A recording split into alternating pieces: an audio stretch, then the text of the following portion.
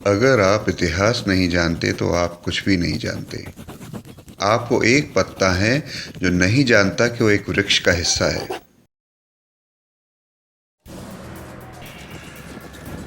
भारत के मध्यकालीन इतिहास को आमतौर पर मुस्लिम काल कहा गया, जहाँ मुसलमानों ने हिंदुओं पर अत्याचार किए और हिंदुओं ने मातृभूमि और धर्म के लिए कुर्बानियाँ दी। आइए इतिहास की इन्हीं बातों में तलाशते हैं मिथ्या और तथ्य।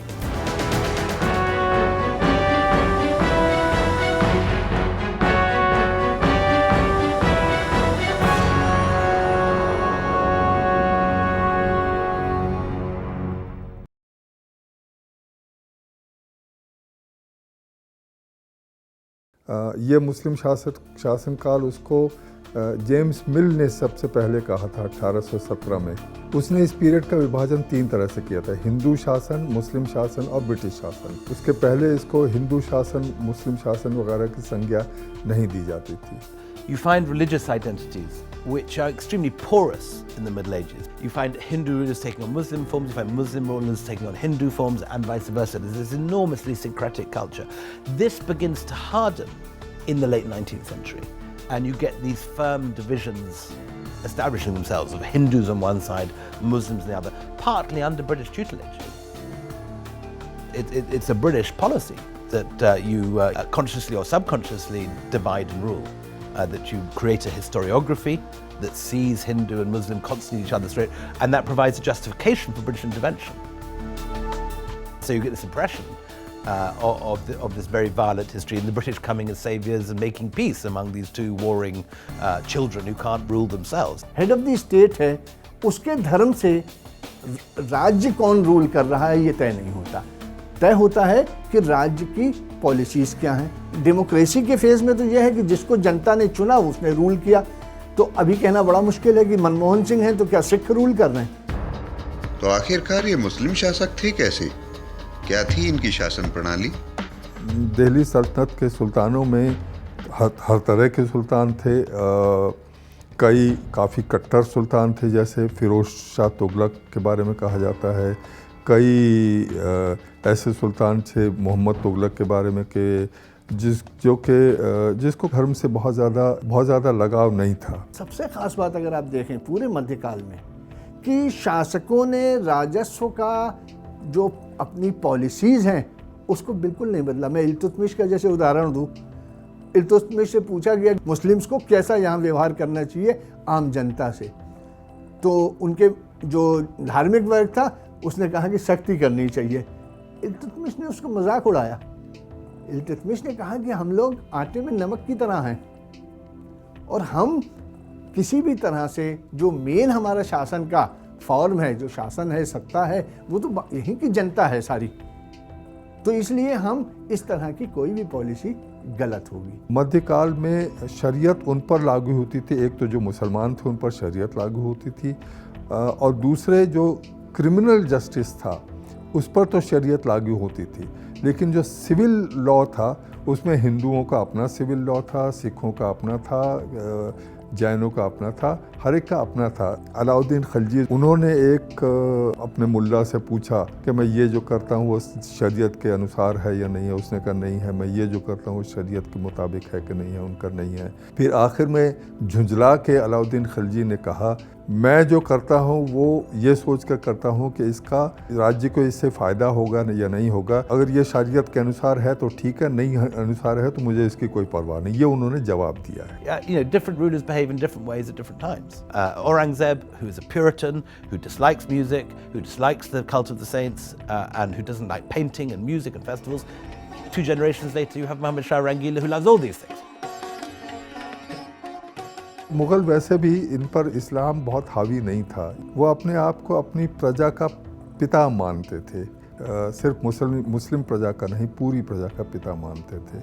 और इसलिए वो अपना ये फ़र्ज़ मानते थे कि हमें पूरी प्रजा को सुरक्षा देनी है। अकबर बादशाह तो यहाँ तक इस बात को इतनी संजीदगी से लेता था कि जब वो बड़ा हुआ तो उसने कहा कि अगर मैं पहले बड़ा हो जाता और मुझे पहले समझ आ जाती तो मैं अपने साम्राज्य में किसी लड़की से शादी ना करता, क्योंकि वो तो सब मेरी बेटियां हैं।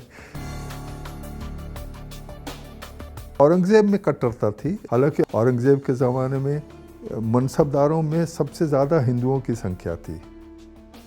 शासक का कोई धर्म नहीं होता, उसके इंटरेस्ट होते हैं। कुछ शासक इस्लाम धर्म के थे, लेकिन उनके तमाम गवर्नर या उनके तमाम वो नहीं भी थे।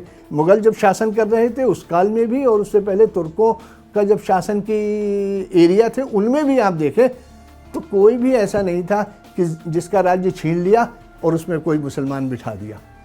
राणा प्रताप से कितना लंबा झगड़ा चला, लेकिन राणा के बेटे को ही उसका शासन वापस मिला। लेकिन ये कहना कि मुसलमान उस समय शासन कर रहे थे, मुस्लिम उस समय शासित भी थे और बहुत बड़ी संख्या में शासित थे, और इसका कोई भी प्रमाण नहीं है कि वो बेटर ऑफ थे। ज़मींदार जो मुसलमान है उससे भी उतनी ही वसूली है, जो मुसलमान नहीं है उससे भी उतनी ही वसूली है।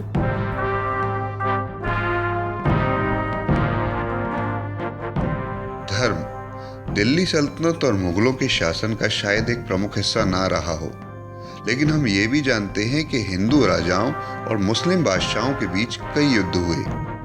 क्या ये युद्ध धर्म आधारित नहीं थे?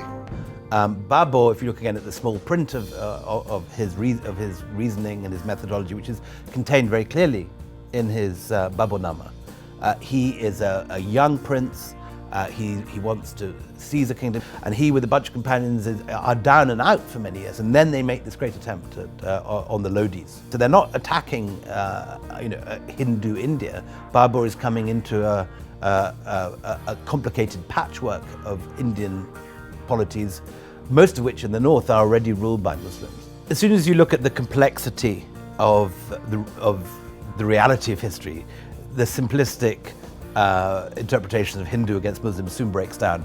One of the great examples of this is looking at the history of the kingdom of Vijayanagara. Now, the collapse of Vijayanagara and its looting by many Muslim armies is often the great sort of paradigm of Muslim violence against Hindu polities in India. But if you actually look at the detail of Vijayanagara's history, Raja Ramaraya, who was an extremely aggressive Vijayanagaran ruler, he only 10 years before the destruction of Vijayanagara was in alliance with the kings of Golconda and Bijapur against the Sultanate of Ahmednagar. Previous to that, he had allied with Ahmednagar against Bijapur. 10 years later, the tables and the alliances turn, as they do obviously in modern Indian politics, and Ramaraya, having offended all three of these rulers, they gang up against him and they attack him. लड़ाइयाँ हुई हैं, जाहिर है अकबर और महाराणा प्रताप में लड़ाई हुई है। महाराणा प्रताप की तरफ से, खुद महाराणा प्रताप के बाद जो दूसरा सबसे बहुत महत्वपूर्ण व्यक्ति था वो एक मुसलमान था, और अकबर के तरफ से जो महाराणा प्रताप से लड़ाई कर रहा था वो राजा मान सिंह था। तो मतलब ये कि उनके जहन में ये अवधारणा नहीं थी कि हम एक मुसलमान से हम लड़ाई कर रहे हैं, हिंदुओं की ओर से लड़ाई कर रहे हैं, या दूसरी तरफ से ये कि अकबर के तरफ से ये कि हम एक हिंदू को, काफिर को हरा रहे हैं। ये उनके जहन में ये बातें नहीं हैं। और ये महाराणा प्रताप का बेटा जहांगीर का सबसे चहेता व्यक्ति बन गया था। इतना चहेता बन गया था कि उसको जहांगीर ने अपने हरम में जाने की इजाज़त दी थी, जो कि बहुत ही कम होता है। लेकिन इसको हिंदू और मुसलमान या देशी और विदेशी के बीच में कॉन्फ्लिक्ट बनाना, ये 19वीं शताब्दी में, 20वीं शताब्दी में आकर के हुआ है। उस ज़माने में ये बातें नहीं हुई हैं। अच्छा, ये कोई एक आध की बात नहीं है। शिवाजी के पास मुस्लिम सोल्जर्स थे, सिपाही थे। शिवाजी ने उनके लिए मस्जिदें बनवाई। शिवाजी को खुद राजा जयसिंह ने हराया था पुरंदर में। History is often much more complex than people like to imagine, and it's interesting how much history is forgotten these days. For example, the whole history of Maratha-Rajput conflict. In the 18th century, you get a whole variety of Maratha forces who raid aggressively into Rajasthan. These include the Scindias. Today, Scindia is the chief minister of Rajasthan, and I don't think anyone in Rajasthan is aware of the history of conflict that has existed between her particular clan of Marathas and the Rajputs of Jaipur. They've just simply forgotten that this Hindu on Hindu conflict has existed. While, for example, the conflict of Rana Pratap against the Mughals is remembered as a national struggle.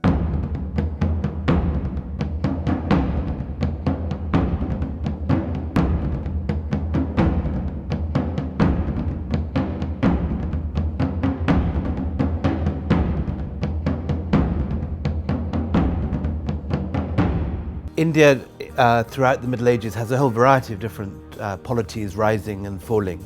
I think, in a sense, both sides in this discussion have been guilty of making things far simpler than they are. Different things happen at different times. There were atrocities in all sorts of directions. There was also huge amounts of cohabitation, mutual understanding, and very closely woven syncretic culture emerges from the 13th, 14th century onwards.